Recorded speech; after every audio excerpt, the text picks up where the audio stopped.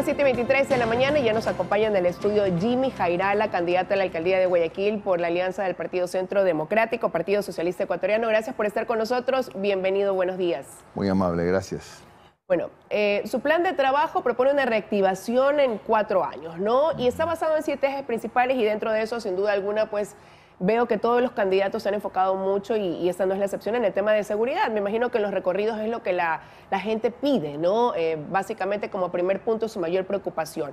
Usted propone un Guayaquil seguro a través también de un plan de seguridad integral, acogiendo lo que les permite también el COTAD, y esto es planificar, de ser ese punto de consenso, ¿no? Generador de planes. Y cuénteme hacia dónde van encaminadas esas acciones para lograr ese Guayaquil seguro.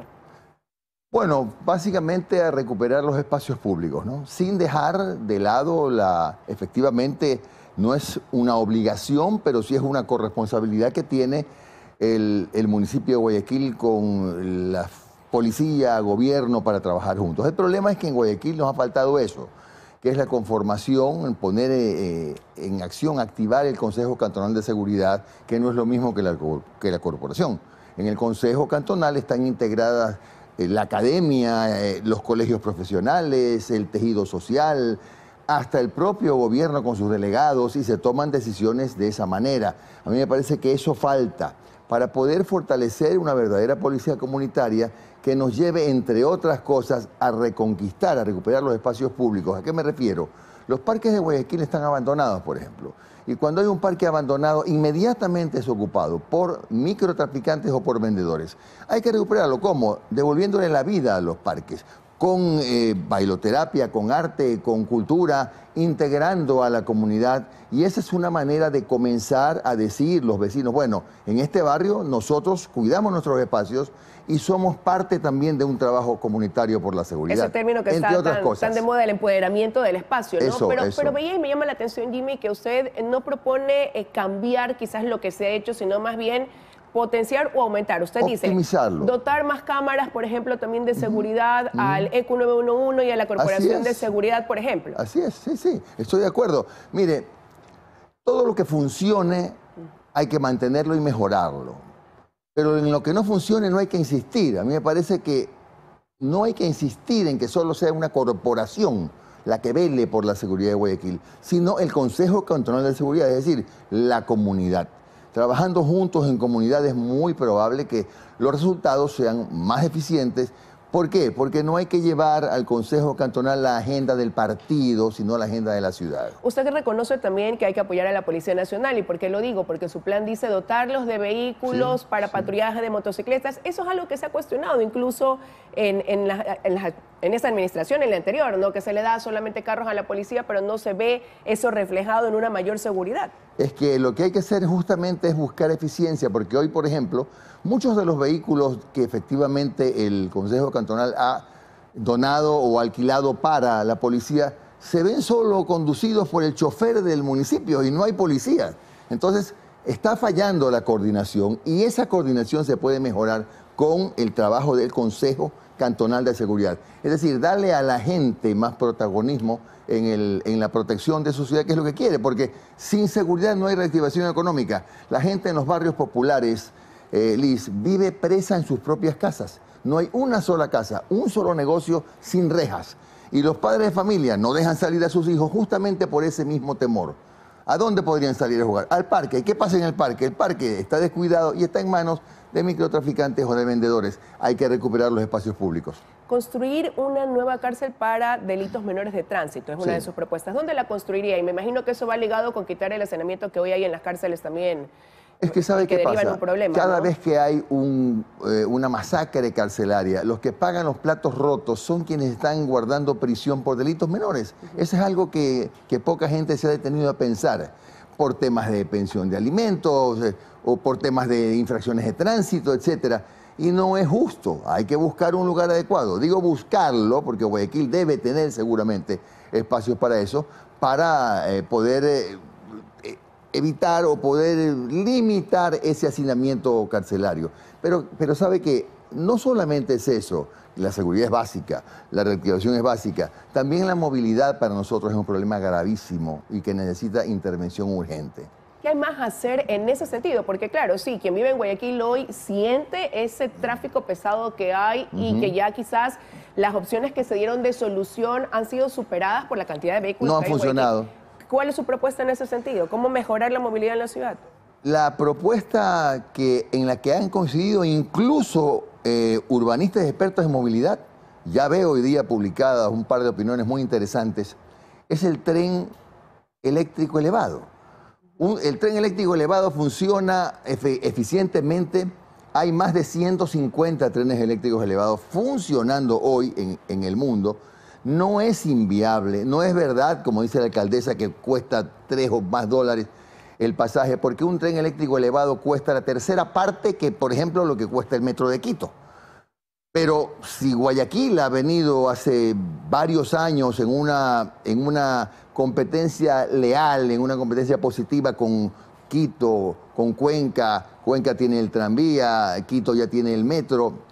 Entonces me parece que Guayaquil está en el momento adecuado y además necesario para trabajar en ese proyecto. Pero ha visto los problemas que tuvo el tranvía en Cuenca, el metro de Quito, ¿cuánto se han demorado en llegar a ver la luz, comenzar a ver la luz? Claro, y ha visto usted los problemas que tenemos en Guayaquil con la aerovía, que no sirve para nada, que lamentablemente, lo lamento como guayaquileño, no me alegra. ¿Pero qué haría con esa infraestructura que está ahí? A ver, la aerovía y la metrovía, que es otro problema, no un fracaso, pero sí un problema. Lo que hay que hacer es un plan integral de movilidad donde también se pueda conectar la aerovía para ver cómo se la rescata y la metrovía, pero no esta metrovía, porque está trabajando apenas en un 60% de su capacidad. Una metrovía con vehículos modernos, climatizados, que pueda conectarse, por ejemplo, con las paradas del tren.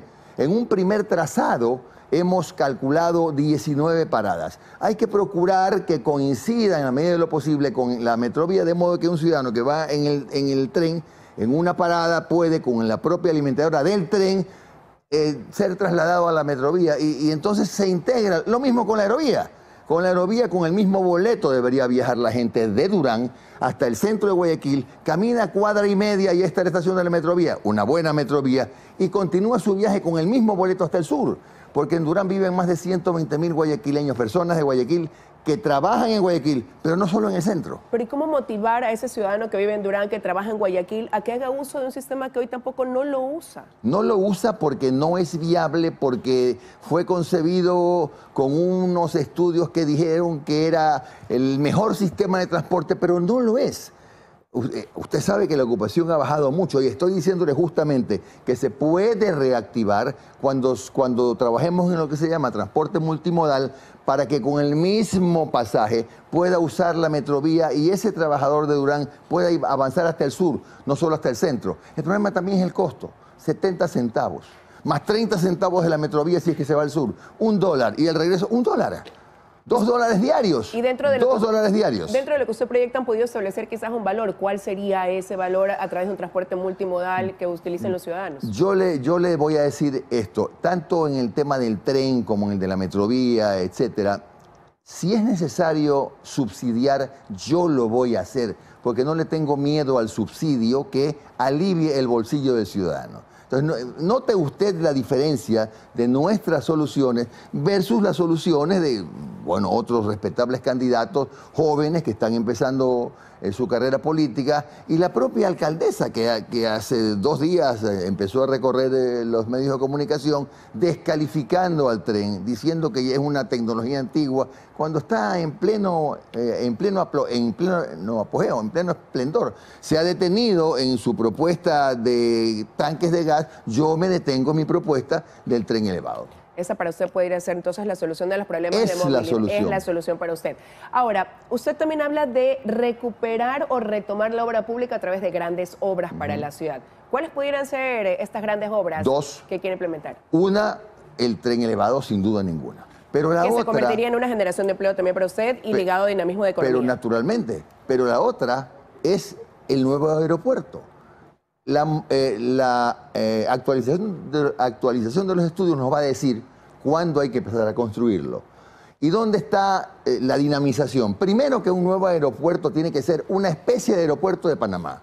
¿Para qué? Para que las interconexiones sean mucho más eficientes que lo que son hoy. Si usted se va en Copa, Argentina, tiene que viajar, por ejemplo, de Lima, se va a Argentina. En lugar de viajar directamente, tiene que ir a Panamá, y de Panamá, 2 horas y media. Y de Panamá, 6 o 7 horas para llegar a Argentina.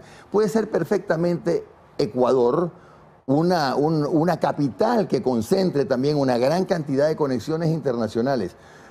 Pero ¿dónde está el segundo punto de utilidad? No solamente es ese el nuevo aeropuerto como tal. Lo que va a pasar en el anterior aeropuerto, tenemos una estructura en excelentes condiciones, esa terminal que puede ser convertida en un hospital. No estoy hablando del Bicentenario, que es un hospital con 3 o 4 veces más capacidad que sería el hospital municipal. ¿Por qué? Porque hasta el 2020 el déficit de camas en Guayaquil, hasta el 2020, era de 2.500. Imagínese usted qué necesidad hay de trabajar en esta materia.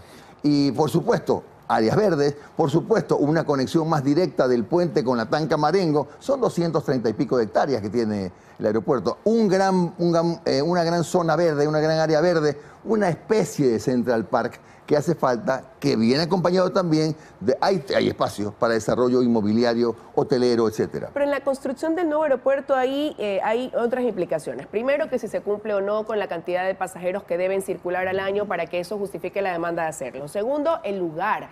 Se hablaba de quizás Vía La Costa, pero Vía La Costa, que es para donde se proyecta el crecimiento de Guayaquil, ya genera una preocupación para los mismos moradores. Es una sola vía de entrada y de salida. Totalmente. Y no hablamos solo de una complicación que existe en los meses de temporada de playa, sino siempre. ¿Y sabe por qué pasa eso? Porque Guayaquil creció desordenadamente. Por eso nosotros estamos hablando de la necesidad urgente de constituir, de elaborar el plan de desarrollo y ordenamiento territorial de Guayaquil para los próximos 30 o 40 años, pero no solo con las ideas del alcalde y de sus asesores. Tiene que ser una gran asamblea ciudadana para elaborar esos planes, donde estén los jóvenes, donde esté la academia, donde estén incluso instancias del gobierno, donde estén los dirigentes del barrio. Ahí podemos decidir, por ejemplo, cuál debe ser el trazado del tren elevado, cuál debe ser el destino, eso no útil, lo que se ha planificado, lo que se tiene planificado para el área del aeropuerto, que dejaría de serlo cuando funcione el nuevo. No tomar decisiones como se toman ahora. ¿Pero ese seguiría siendo el lugar para construir el nuevo aeropuerto de Guayaquil, desde su óptica? Desde mi óptica, si los estudios actualizados, porque hay que actualizarlos, dicen que ese es el lugar, ese va a ser el lugar. Ahora, si los estudios dicen que, ¿sabe qué? Este lugar, por tal o cual condición, no es el ideal y es otro, hay que ubicarlo y hay que hacerlo en otro lugar. Pero lo que digan los estudios y lo que diga la Asamblea Ciudadana, que es la que tiene que tomar decisiones. Y para la Vía de la Costa hay soluciones, varias soluciones a corto, a mediano, a largo plazo. Una de ellas tiene que ser que un ramal del tren tiene que ir hasta la Vía de la Costa. Otra debe ser que mientras no se encuentre la solución a esa congestión, no se debe permitir más construcciones. No se puede permitir más construcciones. En este momento mismo el municipio está construyendo un plan habitacional muy grande, de 15.000 viviendas, me parece. Pero va a ser otro problema adicional al que ya tiene la Vía de la Costa. Y en la Vía de la Costa viven cientos de miles de ciudadanos que todos los días sufren el drama de los trancones por la pésima planificación o ninguna que ha habido en materia de movilización. Ahora que usted habla de plan habitacional, su proyecto, como habla de reactivación en todos los sentidos, también dice dinamizar la economía a través de planes habitacionales. Su propuesta es generar esta mano de obra que incluso salga de los mismos habitantes de los sectores cercanos, así poder generar fuentes de empleo. ¿Partidario de alianzas públicas-privadas para este tipo de obras? Yo soy absolutamente partidario y también soy partidario de que empecemos a cambiar ya la concepción de que Guayaquil solo puede crecer horizontalmente. Hay que empezar a construir las llamadas ciudades de los 15 minutos, rectángulos de edificios de 4 pisos, nada más, donde en la planta baja funcione todo, funcione la farmacia, esté la guardería, esté la panadería, esté el supermercado, todo en el mismo. Viviendas populares me refiero, viviendas populares. ¿Cómo hace usted para conseguir que el ciudadano de escasos recursos aprenda a vivir en comunidad y no tenga la preocupación que tienen hasta personas pudientes, ¿no?